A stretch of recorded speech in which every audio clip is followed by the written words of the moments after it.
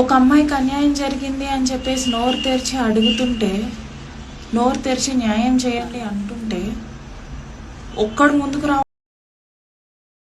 జరిగినట్టేనా?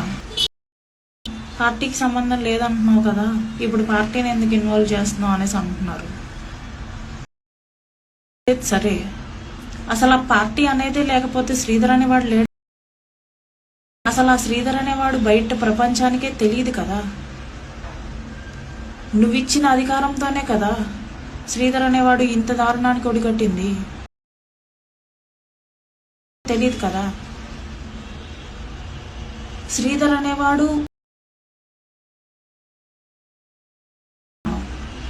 కోడూరులో నా పని నేను చూసుకుంటున్నాను. ఇచ్చిన పార్టీ అధికారం వల్లే కదా శ్రీధర్ అనేవాడు ఇలాంటి పనులు చేస్తుంది.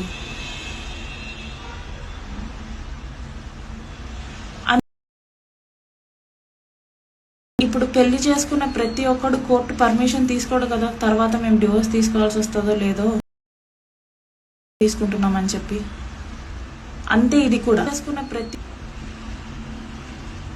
మేము ఒక కమిట్మెంట్లో వాడు ఇచ్చిన ఒక ధైర్యంతో ఎంత దారుణం చేసినా సరే నేను యాక్సెప్ట్ చేశాను.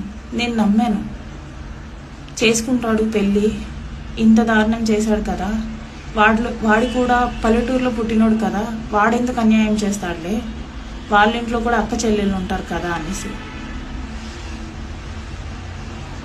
అది నమ్మి నేను మోసపోయాను అని చెప్పి బయటికి వచ్చినా కూడా అధికారంలో ఉండే వాళ్ళు ఏం చేస్తున్నారు? వాడు అధికారంలో ఉన్నాడు అనేసా మీరందరూ వాడికి హెల్ప్ చేస్తున్నారు.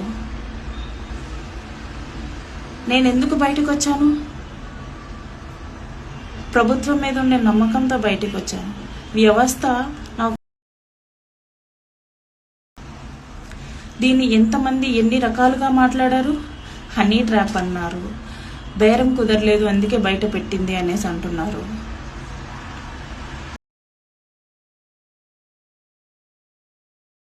మాట్లాడింది వీళ్ళతో మాట్లాడింది అనేసి అంటున్నారు. నేను అధికార పక్షం వాళ్ళని కాళ్ళు పట్టుకునేంత పని చేశాను. కాళ్ళు పట్టుకొని